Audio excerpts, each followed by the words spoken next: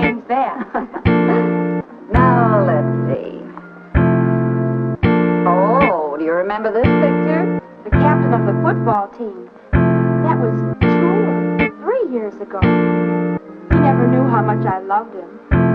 I guess he never knew I existed at all. Well, we all go through crushes like that on teachers or...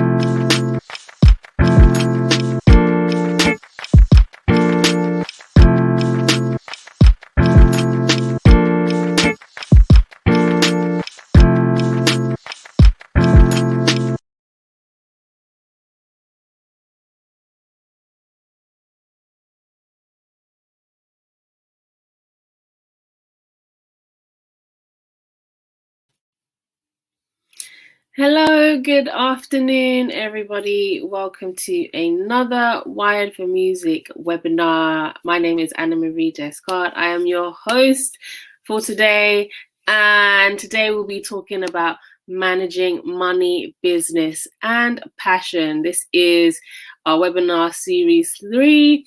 And we've had plenty of interesting conversations over the last couple of months.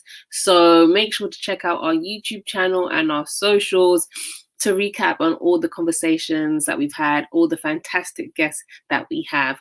And I will be joined by someone very special today. So if you are watching live on YouTube, make sure to leave a comment in the comment box. If you have any questions, I'll be sure to read those out later on in the show. But yes, just stay engaged. Let us know how you're feeling, how you're doing, and if you are loving the vibes. So today, in today's panel, the webinar, this is your first time tuning in. We are here to help you navigate the challenging task of finding balance with your money use. I know I have money issues. I'm sure many people do, especially with this pandemic that has ruined everything. But our special guest today will help us get back on track. We'll talk about how we're budgeting for a music business. How do we get the lifestyle that we desire? What expenses are you setting back? Are you being financially wise? All of those questions will be answered later on. So I would like to welcome to the stage our guest, Nancy Hitzig, who is a professional fundraiser in Canada and the UK for over 10 years. And she has been working in the arts, culture, and heritage sectors. Nancy, are you here with me today? Totally here with you. Hi. Hi, how you doing? I'm fine. How are you? Better for seeing you. I want to know when you were talking, I feel growing up, I felt a lot of shame with money. And now I want to know like what are the things you feel shame about? Oh my God. It's going to be okay. Yeah. I think with money is just such an interesting thing. I am now in my 26 years on earth learning to have a better relationship, and instead of like trying to have as much money and hold on to it, now I'm just like, it will come to me. but I'm always scared of not having enough of it. But hopefully you will help us tackle that today. Yes. Definitely. And I think one of the things I wanted to pick up on there is money is it's a thing that we use to barter for goods and services, right? There's no, money doesn't have feeling. Money only has the feeling that we imbue it with. Yeah. So I wonder, like, one of the things I spent a lot of time thinking about was, what does money mean to me? Because I wanted to change my own relationship to money, because I felt a lot of shame, and and in my career, professionally, when it's other people's money, I'm like an entirely different person than when it's my own money. And so I thought, how do I change my relationship to my own money and actually heal some of that? And one of the things that came up was, well, what does money mean to me? And what did it mean to my parents, for example, as trusted adults in my life? And so to my parents, money means security. Yes. And money to me means freedom. Yes, I agree. And so I think understanding that those are two different motivations, where I'm not earning money to be secure, I'm earning money to have choices, was a really interesting dynamic. And when you start to understand that, and start to kind of unpick it for yourself, I find it really helpful. Do you have a sense of, like, I like hearing kind of the abundance language and the scarcity language. I think we'll talk a little bit about that later. But do you have a sense of what money what does money mean for you? This is not me interviewing Anna Marie. You're the host. I'm like, oh my God, I'm on the spot here. But I completely agree with what you said. Like, money is freedom for me. Because I have many ambitions in life, many things that I want to do, places I want to go, and ultimately, money is the tool or the thing or the energy that will help me do those things. So yes, it is freedom. But if I think about my parents, I think for them it's like, okay, we have to survive, we have to provide, we have to be secure, we have to have money to pay the bills. So for them it's a completely different relationship, and I now am trying to not to detach myself from that mentality and figure out what is money to me, how can I attract more money. I'm very spiritual in a way, and I believe in abundance. We will get into that. We will abundance and law of attraction and all of that kind of, all those things. So yeah, I would say, to answer your question, money is freedom for me. Very cool. Very cool. This is why we were paired together for this webinar. Yeah, absolutely. I'm so excited to have this conversation. But first, I would like you to introduce yourself and tell us a little bit about you and what you do in your journey. Sure. So I think it's helpful to know that I started out my journey really in working in the creative sector as an artist, as a musician. I was a double bassist and an opera singer. And I went to music college, and it made me hate singing. And so I used to say I was a recovering music student. And I kind of fell into arts administration, working for the opera company that I first attended when I was 13 years old, and I thought was like the coolest thing I'd ever seen. And so I ran education programming and did marketing for them. And I had a very fancy title, but I made no money. And I sort of fell into fundraising, where I ran a couple of galas that were really successful. And I thought, I really love people, and fundraising is a relationship business. And I thought, maybe there's something in this for me. And so I got a job working at a national charity in Canada called the Institute for Canadian Citizenship. And they were the legacy project of a former Governor General. So the Governor General in Canada is the representative of the Queen in Parliament. And this was the first foreign-born Governor General named Adrienne Clarkson. And she's very Canadian famous. She's a really prominent arts journalist and writer. And she always talks about the experience of coming to Canada on a refugee boat at age 4 with her family and her father, who had a laundrette and dry cleaning business in Ottawa, and used to tell her at night all of the wonderful things she would wear at the opera. And she grew to be one of the highest sort of political appointments in the country. And her charity was all about making new Canadian citizens feel welcome and included in their communities. which is pretty remarkable, I think, considering the times that we're in and the amount of xenophobia that exists. So I worked for them as a fundraiser, and for a variety of reasons, again, sort of circumstantially ended up inheriting the fundraising portfolio and raised almost $2 million with that organization, which was an organizational first, which was very cool. And what it taught me was that, and I learned this when I worked retail and was a teenager, you never know who has money and who doesn't. Mm-hmm. Everyone can ask, but very few people know how to say thank you. Mm-hmm. So you can ask for anything, but people remember the people who are gracious and who express gratitude in a way that is thoughtful. Yeah. And I then went on to do a master's in England, which is what brought me to England.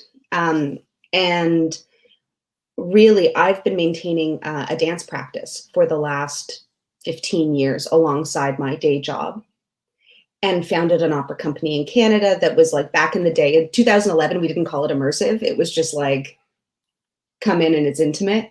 Yeah.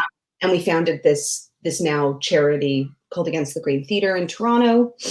And so I've always sort of been interested in how I create experiences for people that create connection and intimacy and really moving art, and things that are like the energy we have when we're together in the room that doesn't exist when we're apart. Mm-hmm.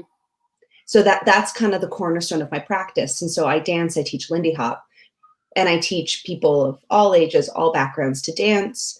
Lindy hop is often thought of as very historic and kind of quaint, but actually is incredibly important and comes from the Black community in Harlem in the 1920s, and is as important as jazz and an expression of freedom in America, and is a really exciting music and exciting dance.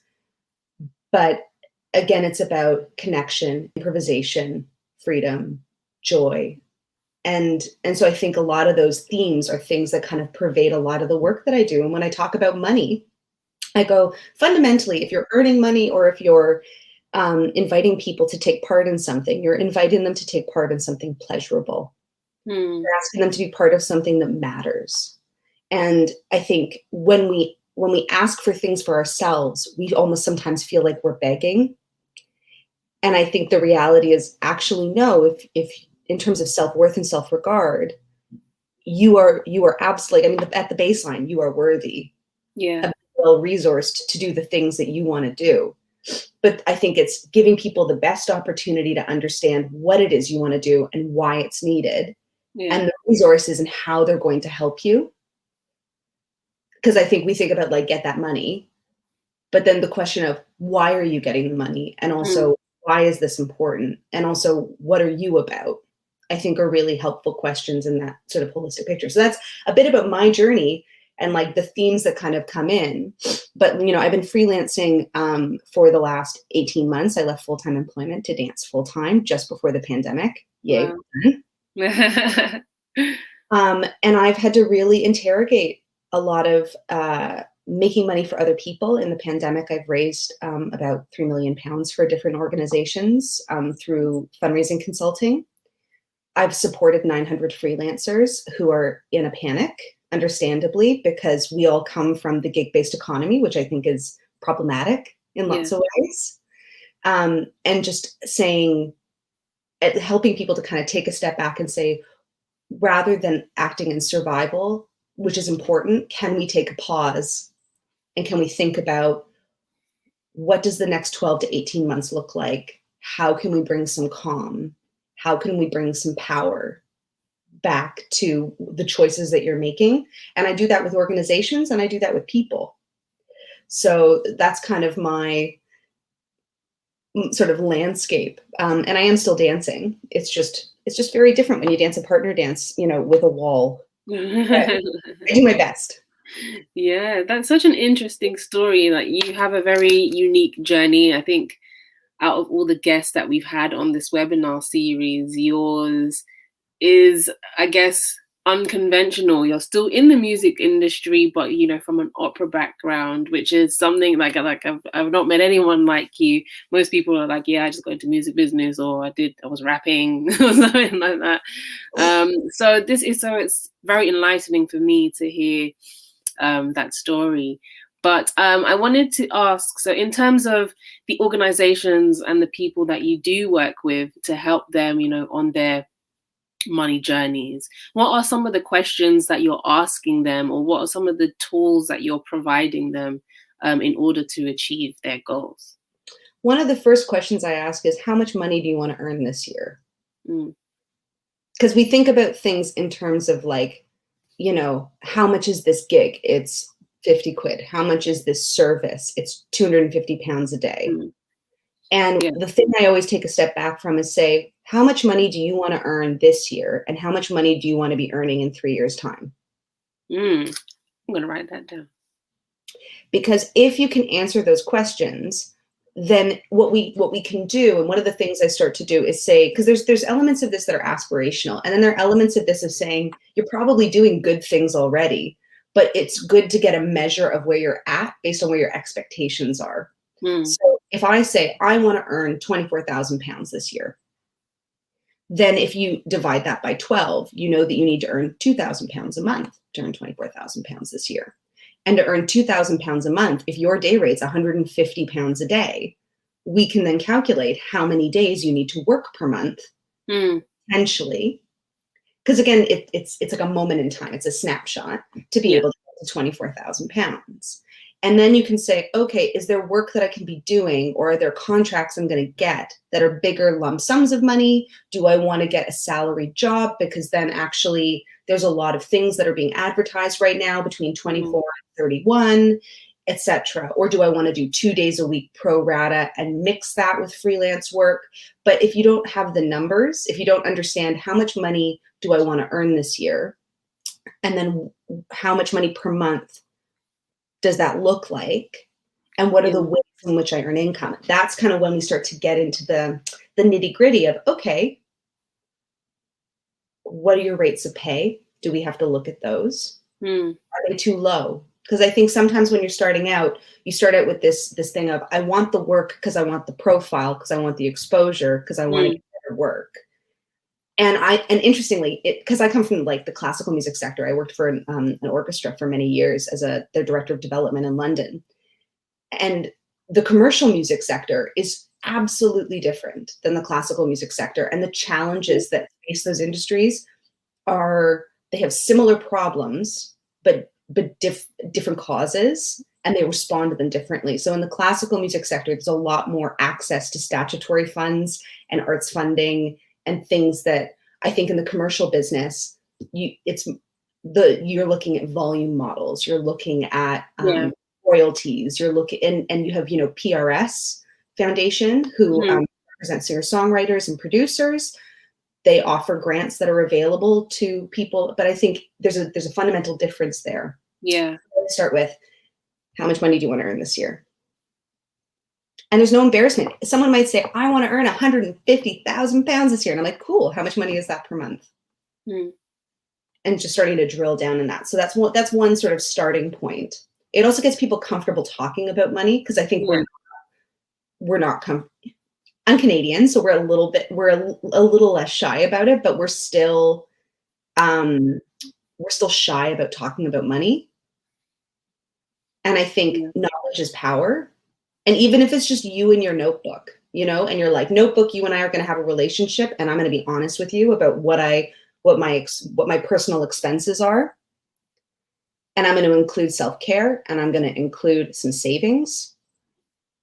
And I'm going to be honest about how much money I want to earn. And I'm not going to feel badly about the fact that I'm ambitious.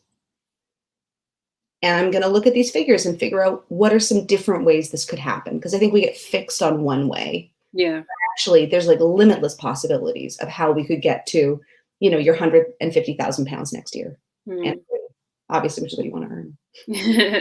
You are speaking to my soul right now, because I'm in a position where I'm thinking, okay, well, I want to move out. The place that I want to live in will cost me close to $2,000 a month. How much am I earning now? How can I get to a place where I'm earning $5,000 a month so I can afford to live in that place and still have money left over? But it's that middle ground of like narrowing it down to day by day, to to rates, to things like that. Those are the things where it's a little bit, up in the air. And I think you're right. People are funny about talking about money, especially as women. I notice we're a lot more like, I don't want to ask for too much, or maybe they might not pay that because they don't think that I'm worth it. And how would you go about tackling that kind of fear in like not placing the right value on your skill or your craft or your service? Well, I mean, this is something that I've encountered that I've had to negotiate myself. So as a producer, so I have a female-led company that is a cohort of dancers, circus performers, musicians, and it's called Swing Sister Swing. And it's we make kind of original shows together. And one of the things is that because we're making something in Lindy Hop and Jazz, where the kind of work we're making hasn't been made before, so there's no pre-existing model. And because I have this experience as a fundraiser, when I fundraise for the project, I always put a fee in for myself, but the fee is never enough. Like, the fee is never enough, and then expenses come up. And then because I feel the ownership and the leadership of the project, I then have in the past been like, okay, well, we overran on expenses. I can't ask other people to donate their time because I feel one of my key values is that I want people to be remunerated fairly for their work. Yeah.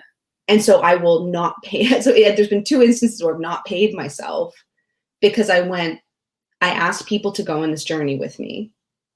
And at the time, I was holding a day job alongside my creative practice. So in terms of cash flow, I was much more stable than a lot of other people because I had a paycheck every month. And I went, okay, I didn't do good budgeting. It's my fault that we overspent. So I'm going to sacrifice my fee to be able to make sure that the other freelancers on the project are paid. Now, that's problematic. That's not sustainable. And the way that I've worked around that is by because for example, I do write a lot of like arts bids, particularly for the company. In those bids, putting in money for my time for writing, because it's a specialist skill set. And so not even before we even get into the creative work, saying, okay, I have an expertise here and I'm the person writing the application. I need to pay myself a fee for writing the application. Mm-hmm. And then if it's successful, I pay myself that fee immediately because I did the work. And then having a follow-up where I've really had to interrogate day rates and money for administration, because if it's your project and if you love what you do, it sometimes makes you easier to exploit and means that you overinvest your time. So I've had to find a balance, and especially actually going freelance was actually one of the healthiest things I could have possibly done for my relationship to earning money on these bigger kind of creative projects, because I was going, I don't have a salary. I can't sacrifice my fee. I have bills to pay. And that's been really helpful to cause me to take a step back and say, how much money am I putting in the budget for myself? What am I, and is it enough? How much time is that? How do I measure that time? Using tools as once a month, I'll use Toggle as a tool to be able to track my time, because even on my personal projects, I sometimes wonder, where is my time going? Where am I spending my time? My time is my only non-renewable currency. Where is it going? How am I spending it? Am I happy with that sort of time sort of bank? And looking at that and kind of giving that some thought. So what I find for everybody, as advice that I've learned myself is, don't write yourself out of the bid. Make sure that there is a fee for your time, both as a writer or the administrator, as well as for the artistic input that you are contributing. And 2, as women, I think that we sometimes diminish our own needs.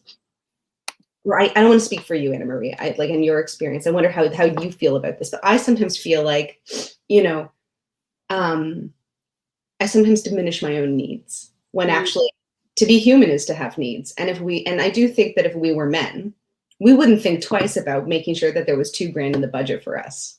Yeah. And again, it sounds glib, but I think it's true, where there's a different kind of relationship. And I think the reality is we all deserve to be resourced, and we all deserve to do our best work and to thrive. And that starts with us valuing ourselves and our time, and also creatively. One thing I'm doing on group projects now is having a budget that's in a Google Doc that everyone can access. Yeah. I'll edit it, but just saying, these are the fees. This is how I'm remunerating myself. If anybody has an issue and wants to talk about it, now's the time. Mm-hmm. Because I think there is recognition that I'm putting in the time. And anyone who has a beef with the fee, there's an opportunity to have a conversation. And I think if we were all a bit more transparent about that and comfortable, then there would be greater trust in our collaborative partnerships. Yeah. Wow. Thank you for that one. Answer, Anna Marie. I'm sorry. I'll try to be more like. No. It's good, because you're going in depth and you're giving us everything that we need. I think it can be easy to like rush, but this is a deep conversation. This is a meaningful conversation, and a lot of people are affected by money, and people want to ultimately make more money. So here at Wired for Music, we aim to support young people that are under the age of 25 in their creative industries, whether in the music industry or whatever it is that they do. So at that young age, what should they be doing? Or, that's quite, I was going to ask you, what should they be doing in order to save money? But that's quite an open-ended question, because a lot of people have different money goals. But for someone who's a little bit younger, what advice would you give to them in order to start building some stability for themselves in their music career?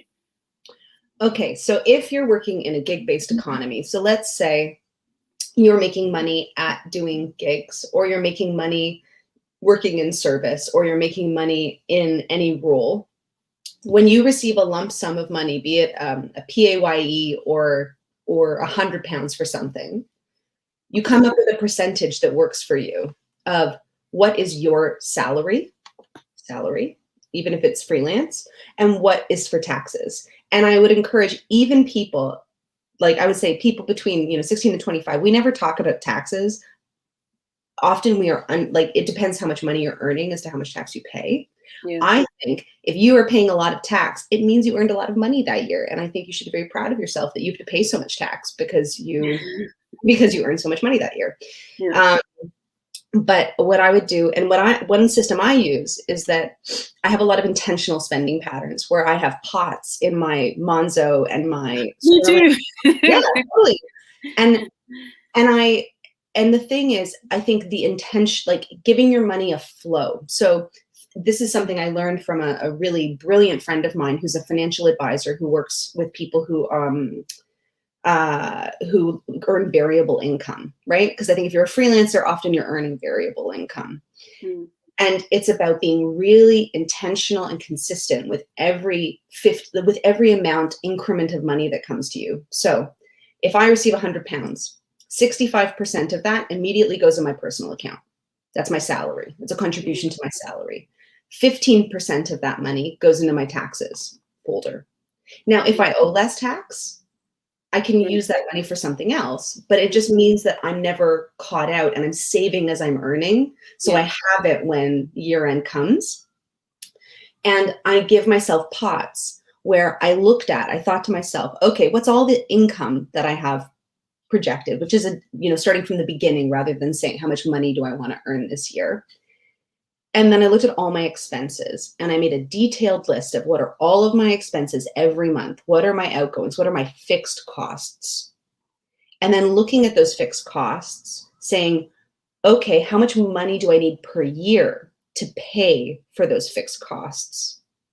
And then making a pot for that total amount of money. So for example, I really like buying gifts. I'm a person where, like, if my best friend is down, I want to send her flowers, I'm that kind of person.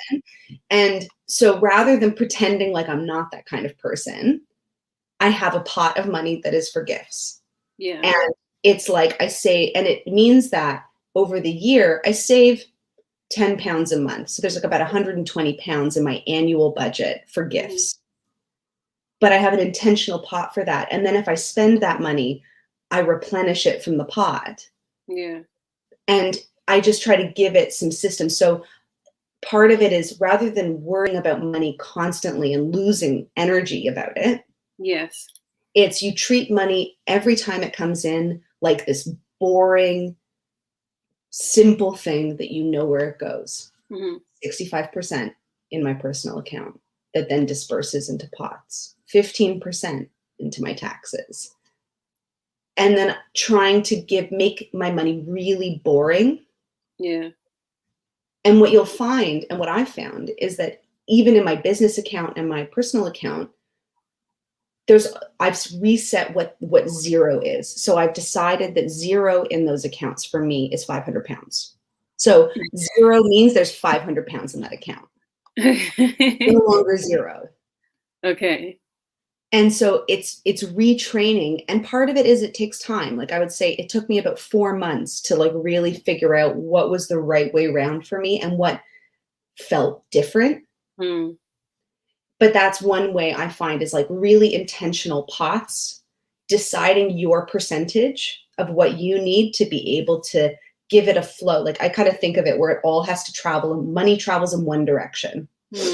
And I often talk about myself where I think like I feel very much like a conduit for abundance. I feel like money doesn't always stay with me, but money likes to move through me. Yeah. So it's very much using that terminology of flow of saying, okay, money comes in, which we know is abundant and will happen.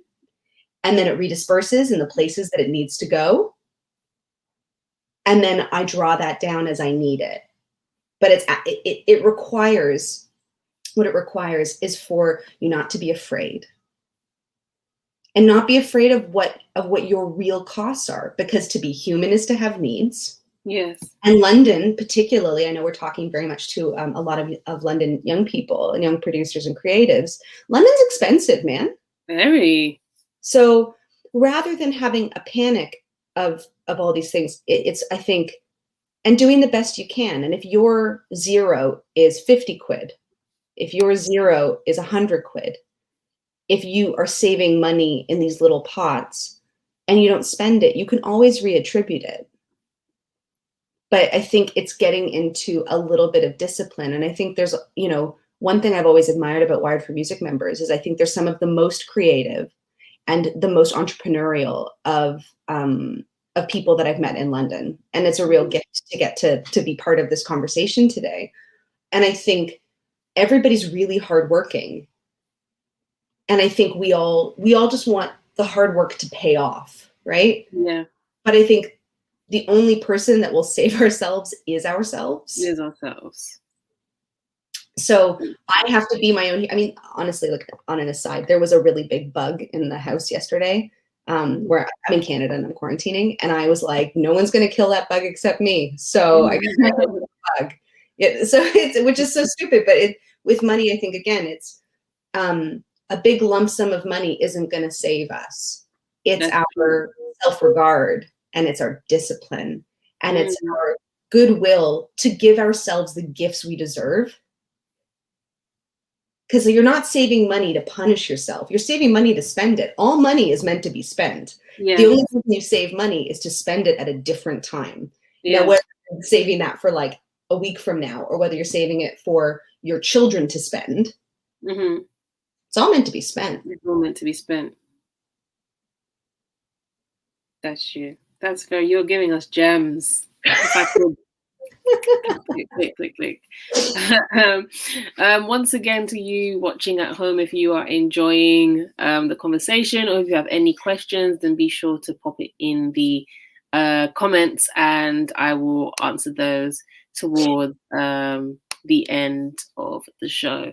So I do have another question towards young people in the music industry. So as you said, over here we have PRS and we have certain platforms that do help young people, but what's the starting point? I feel like a lot of people, we do have an influx of people making music and maybe starting music businesses, but ultimately, if they have a goal, like you said, like you want to make this amount of money in a year, what systems do they need to have in place? Like I'm just talking about, is it mentality, or is it opening a bank account or having a business account? What is like the starting point for someone who is young and just knows that they want to make money but is a little bit lost? Sure. And I think maybe we add into that, they want to make money so that they can live. And what they want to really do is maybe make an album, or what they really want to do is to really to do meaningful work. Because I think we're talking to young creatives, right? So you're earning money doing the thing that you really want to do, because it's the thing that is the fire in your belly, that is part of, your creative value, right? Mm-hmm. So I think I want to earn that amount of money, and I want to do it in a way that is aligned with my values. And I think that's kind of what we're talking about here, I think.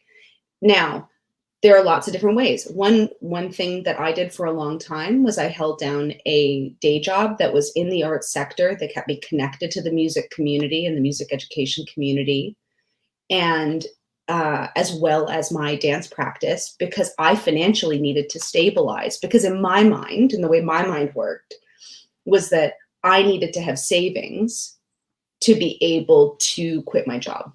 Yeah. And it took me 4 years longer than I expected to save the amount of money that I wanted to feel safe to quit my job, to take the risk to freelance. Yeah.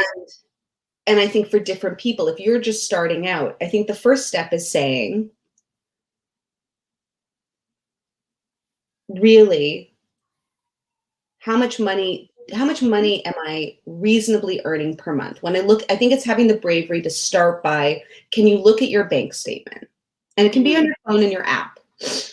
And looking at your bank statement and really honestly saying, okay, month to month and across the year, how much have I earned? Mm. And then saying, okay, if I want to earn this other amount, then I think it's a sensible idea to set up a business bank account and starting to split what you consider your salary or your personal money and what you consider to be part of your business. Because I think it changes your relationship to your own money. Because I think when you're a sole trader, which is sort of the self-employed entity when you're not a limited company. And the reason you choose to be a limited company is because you're earning a certain amount of money. That tends to be one of the reasons why you choose that. As a sole trader, which I am still, the buck literally and figuratively stops with you. So I think, again, creating that intentionality of, let's open up a business account. Let's have a personal account. It doesn't even have to be a business account. It could just be a second account with your bank provider, and starting to siphon out, when you get paid money for work, it gets paid into your work account. And then you are paying yourself from your work account. So you end up being the gracious boss. And you are your own gracious boss, which is what we all say we want, but then are really bad at having systems around. And I think that's a really nice, simple way to start. Yeah. But having the courage to really understand your own numbers and really understand what's important to you. So drilling down into, in an ideal world, of how much money do you want to earn, making yourself a budget and saying, how much money do I spend just by existing in London? So you have rent, phone, utilities, you have Spotify, iTunes, G Drive, all of your monthly subscriptions, put all of them in. And when you do, it's like horrifying. It's horrifying. Yeah. How this model is bad. It is a bad thing. Yeah. And putting everything in so that you see monthly what your outgoings are, and then say what's missing here in terms of possible savings opportunities. And I think that's a great, so I think it's the bank accounts to change some of that flow and relationship to be your own boss Mm-hmm. and to get to give yourself hard-earned money. And then the second piece is making a really thoughtful, fixed budget to say, what are my real costs and what do I actually need? Yeah. To be able to be able to thrive. Because I think the things that I often see that aren't on that budget of expenditure or things that people need to save, personal care, hair care, hair's expensive. Yeah. Like beauty products, totally. And there's no, and I think the thing is, if we can, to remove judgment. You are not looking at these numbers to punish yourself for spending money. You are looking at these numbers to empower yourself to save money. And that will change over time. And you don't have to do it every week because you'll do your head in. Like, it's about once a quarter, just having a check-in and saying, where am I at? Yeah. And that's a really nice starting place. But like, and again, gifts, you always forget to save money for gifts. But like, look at your December bank statement, see how much money you spent on gifts last Christmas. And what if you were to save that money over 12 months rather than be in a panic? Yeah. Yeah. And I think these are simple steps, but it's like, as you start to save, and as you start to save to spend it, it's money that is earmarked for something else, but it's like a little pool that's replenishing. Mm-hmm. And you talked a bit earlier about abundance and then the spirituality of the laws of attraction. Mm-hmm. And what I want to say is that people might feel like abundance comes, like, again, I use a lot of water analogy because I think it helps with the idea of flow. Oh, yeah. Like money, I find, comes all at once. Yeah. It comes in a real, and then you have periods of time where you're like, but what if I never have money again? Again, yeah. And I have to say, one thing is for certain, I know about you, Anna Marie, and I know about Wired for Music members, is that these are all hard. You are hardworking. You are exceptionally entrepreneurial. Like, money and abundance comes. It just doesn't necessarily come in a consistent monthly paycheck. Yeah. And we all have to keep the faith. Mm-hmm. And even when I write, if some people are considering maybe applying for some funding, either from PRS, which is a great outlet, or the Musicians Union, who also represent musicians and DJs and producers, or looking at Arts Council England and looking at ways that they might want to get involved.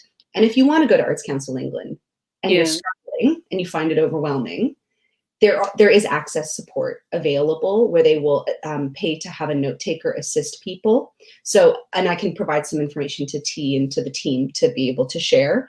But if you're thinking about going for those sort of chunks of money for specific projects or for professional development, one thing to think about is your time and what that's going to contribute and where that's going to take you. Mm-hmm.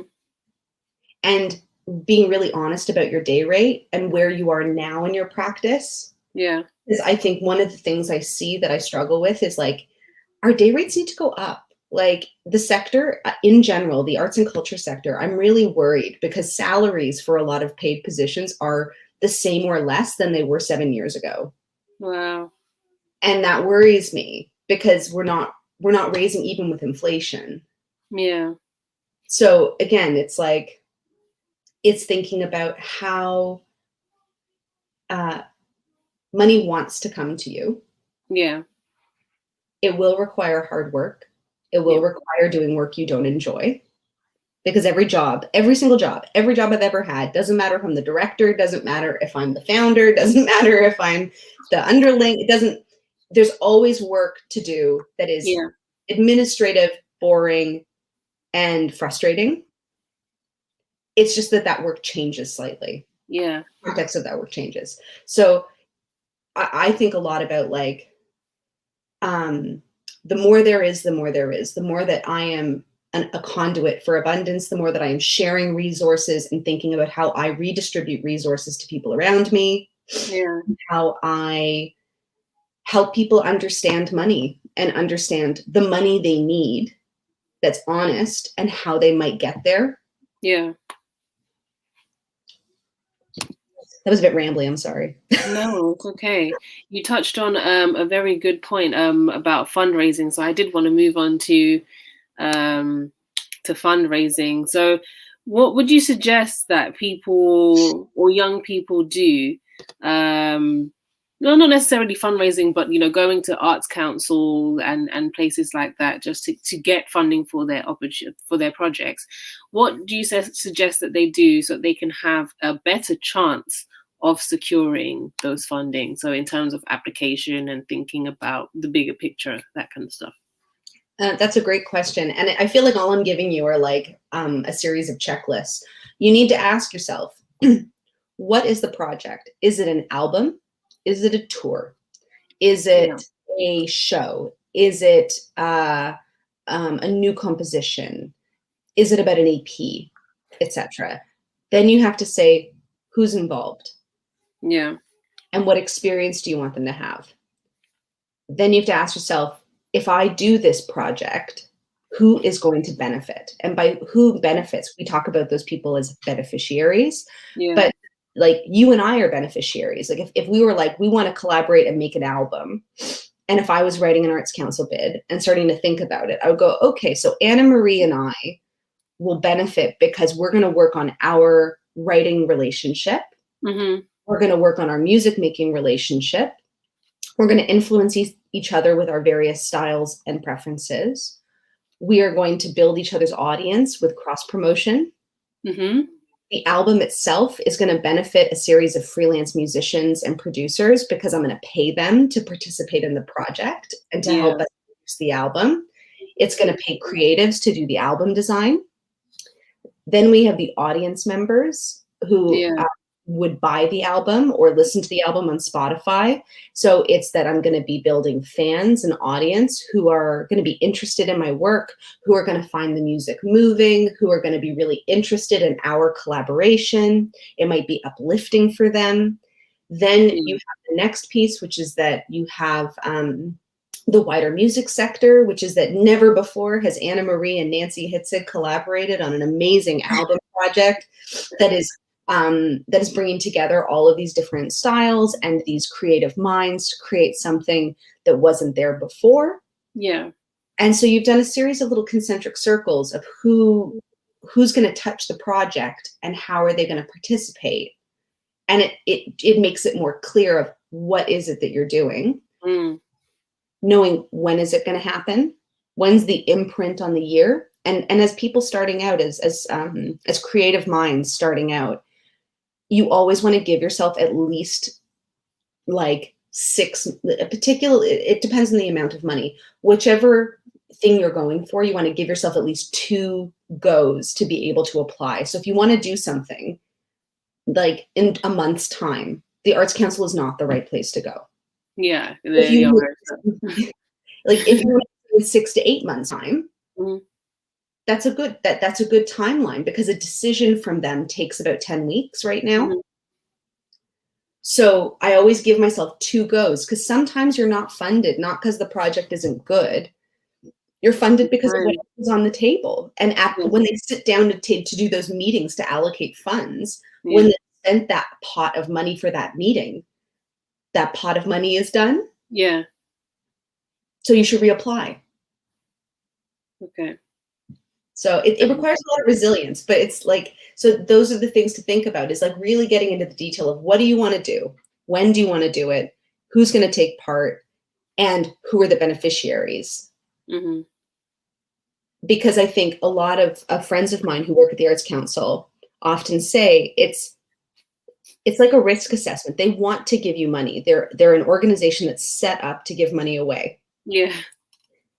But they need your help. They need your help to understand who you are and your reputation because they believe that we're quality. We don't have to prove to them that we're quality. Yeah. But we have to explain to them, who are we? What have we done? Why are we reputable and respectful? How are we going to manage that money well? Because in particular at the Arts Council, the money for project grants comes from the lottery. So it's like anyone you know who buys a lottery ticket, they're in arts and culture. Yeah.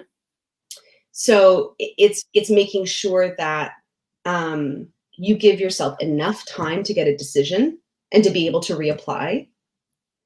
And you're really clear in your own mind of what you want to do. And that can be exploratory. It could be just getting people together to talk about a project, but to pay everyone for their time. Yeah. That's valuable. And I would think of things in phases. So if you go to the Arts Council, because you're building a relationship with them, start with, what do you want to do? And what is an incremental sum of money to be able to get a project off the ground as a phase one? And talk about the fact that you'll come back to them for phases 2 and 3, where you start with something that's maybe £2,000 to £7,000 to be able to get something off the ground or to do an EP. Then you come back for the album and the tour, where you're then coming to the table for maybe 10 to 12, then go away, come back again. Then you're doing like the giant crazy festival and like crazy art installation thing that's £100,000. But it's about building trust with those kinds of funders. Just like you would do, you know, when you think about people who refer you for work, the reason why they refer you is because they like working with you. Yeah. Trust you. Really trust. That was a lot to take in there. So I hope at home you are taking notes. I've been taking notes. I've got my notepad right here. And here at Wired for Music, we do have a Generate scheme. So if you are looking for funding, I'm not sure if it's open right now. Is it open right now? But whenever the Generate scheme is live, make sure to take these things into consideration. What is the project? Who is involved? Who is going to benefit? And apply twice. Or give yourself, apply twice. Give yourself enough time. Okay, Liz says it's just closed, so you guys are going to have to hang on till the end of the year for the next round. But yes, this has been a very interesting conversation. I do have another question before we take it to the audience. If you are watching and you do have a question, make sure to pop it in the comments and I'll get around to answering.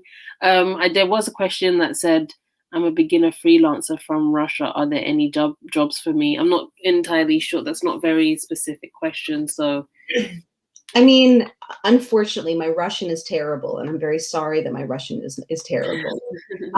But as a freelancer, I think the thing is, there are a number of job sites and organizations that are set up locally or regionally to be able to promote opportunities, particularly for young people. I'm not familiar with the Russian creative community, but for example, in London, you have things like, you have Wired for Music as a network. There's artsjobs.co.uk.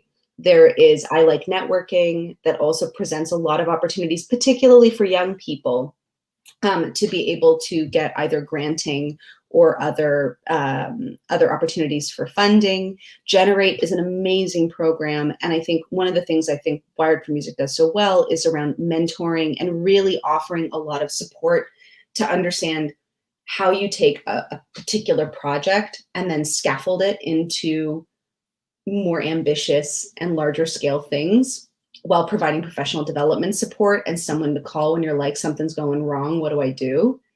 But with sovereignty and with agency.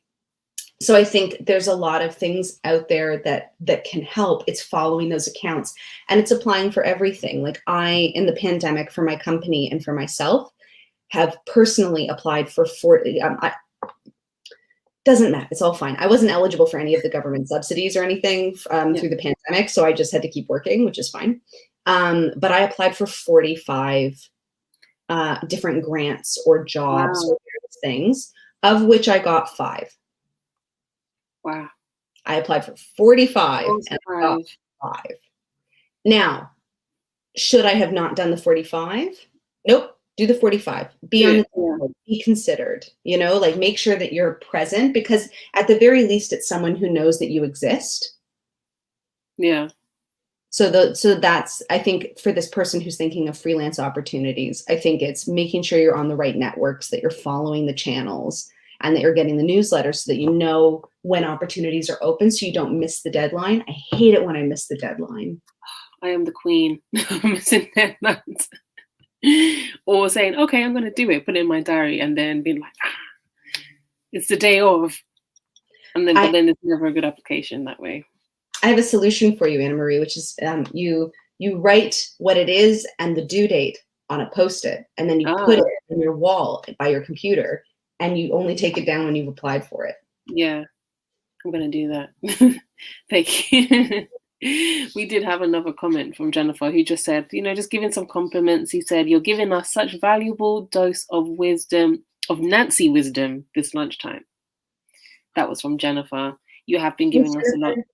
You have been giving us a lot of wisdom. So I'm just conscious of the time, so we'll round it up. But in this economy, in this climate, we've been in a pandemic, still trying to get ourselves back on our feet. What would you suggest to the young creative or anybody watching this that has money goals, has financial goals, but, is in a bit of a rut, but I just want to elevate, is open to everything that you've said today? How would we narrow it down, and how do they go about achieving those goals? On the bus or in your room, answer that question of how much money do I want to earn this year, and write down or make a spreadsheet of how much money you spend a month. And look at that with kindness, and look at that with the entrepreneurial spirit I know that you have, to say, where am I now and how am I going to get there? Because I think, and also, do I need other support? And to know that you're not alone, and that, Wired for Music is here for you. If you want to pop questions into an email and send them along. I speak to the team all the time. So whether they can answer those questions for you, or whether it's something that I can help with and provide some guidance, and just remember you're not alone. But I think if you can start from that place of what actually is my goal, and what are the different ways that I can start to get there? And are there ways that I'm not even thinking of? Are there possibilities I haven't even thought of yet? Thank you for that. Thank you. Nadia says that this has been so good and insightful. I'm glad you enjoyed it, Nadia. And thank you so much to you, Nancy, for your time. Is there anything that you want to, anything that you've got going on at the moment that you'd like to talk about or promote, or where we can find you on the internet? I am on Instagram. My Instagram handle is nothing but hits, Hitz. I know, it's hilarious. So I would love to hear from people there. One thing that I've been posting about is, offering some just free 15-minute coffee table sessions once a month. So if somebody has a funding idea they want to talk through, that they can just book in, and we'll just have a quick whistle-stop chat about it. So I post that monthly so that people can take part in that. And the only other things that I'm working on right now is staying well and financially stabilizing myself and figuring out what the next step is. I find it very easy to get wrapped up in freelance work, and not very easy to actually face my own creative practice and to be creative right now. And I have struggled with that through the pandemic. And that is something I'm really trying to do a better job of balancing. Absolutely. That sounds amazing. And I wish you all the best on that journey of yours. Thank you so much for all your wisdom, all the tea. You gave us so many gems. My notepad is full of notes, and I will be popping in for a virtual chat with you very soon. So thank you all for tuning in to our webinar. We should be back again with another one next month, so make sure you're following us on all the socials at Wired for Music LDN.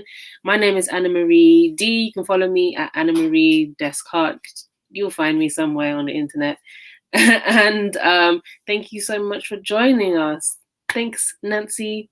Thanks for having me. Nice to meet you, Anna Marie. Awesome stuff. Yes, same to you. The awkward webinar goodbye. Yeah.